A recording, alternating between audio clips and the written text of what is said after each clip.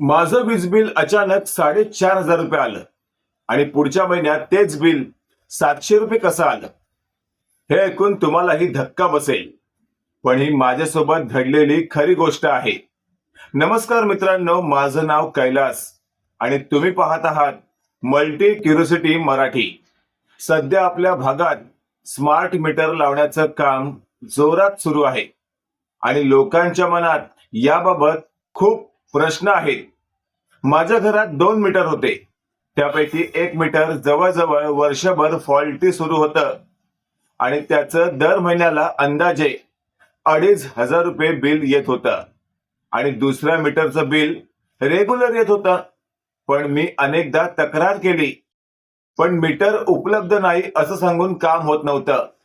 आणि एक दिवस अचानक एक माणूस आला. त्याच्याकडे 2 नवीन स्मार्ट मीटर होते. तो म्हणाला, आता फ्री मध्ये बदलून देतो, नंतर कदाचित तुम्हाला याचे पैसे सुद्धा द्यावे लागतील. त्याने फायदेही सांगितले. रीडिंग घ्यायला कोणी येणार नाही, सगळं डिजिटल होणार आहे, तुमच्यासाठी खूपच फायद्याचं असणार आहे हे. मी विचार केला, ठीक आहे, आणि मीटर बदलायला त्या व्यक्तीला मी परवानगी दिली. त्याने दोन्ही जुने मीटर काढले आणि त्याच्याकडे असलेले ते दोन्ही नवीन स्मार्ट मीटर माझ्या घराला लावले आणि मग सुरू झाला खरा खेळ. पुढच्या महिन्यात जे बिल आलं ते पाहून मी थक्कच झालो. एका मीटरचं बिल थेट 4,500 पेक्षा जास्त आलं. मी लगेच MSEB ला तक्रार केली, पण उत्तर काय मिळालं? आधी बिल भरा, नंतर बघू. आणि मला बिल भरावंच लागलं, कारण समजा ते जर बिल मी भरलं नसतं तर लाईट कापली जाणार, तीही घरातून नाही, थेट त्यांच्या MSEB ऑफिस मधून, कारण ते स्मार्ट मीटर आहे. पण खरा ट्विस्ट पुढे आहे. पुढच्या महिन्यात जे बिल आलं ते फक्त 700 रुपयाच्या आसपास होतं.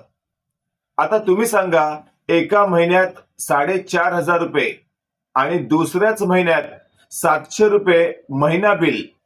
नेमकं चाललंय काय? हे स्मार्ट मीटरच आहे ना, असा प्रश्न माझ्या मनात आला. काही लोक म्हणतात स्मार्ट मीटरमुळे बिल खूप वाढतंय, अवाढव्य बिल पाठवलं जातंय. आणि अशातच काही म्हणतात ते पूर्णपणे अचूक आहे. तर काही जण सांगतात हे सगळं ऍडजस्टमेंटमुळे झालं आहे. म्हणजे मागच्या महिन्यात तुमचं जे 4,500 बिल आलं, त्यानंतर रेग्युलर रीडिंग तिकडे घेतली गेली. आता माझ्या परिसरातल्या एका वायरमनने सरळ सांगितलं, स्मार्ट मीटर लावणं बंधनकारक नाहीये आणि पुढे बिल वाढूही शकतं. आता खरं कोणाचं मानायचं? माझा अनुभव सांगतो, कधी कधी पहिल्या महिन्यात बिल जास्त येऊ शकतं, कारण आधीचं ऍडजस्टमेंट बाकी असू शकतं. पण सगळ्यांचं एक्सपिरियन्स वेगळं असू शकतं. तुमच्या घरी स्मार्ट मीटर लागलंय का? तुमचं बिल वाढलं का कमी झालं? कमेंटमध्ये नक्की सांगा. आणि अशाच रिअल एक्सपिरियन्ससाठी आणि माहितीपूर्ण व्हिडिओसाठी चॅनलला सबस्क्राईब करा, कारण इथे आपण बोलतो जे खरंच लोकांच्या आयुष्यात घडतं. धन्यवाद.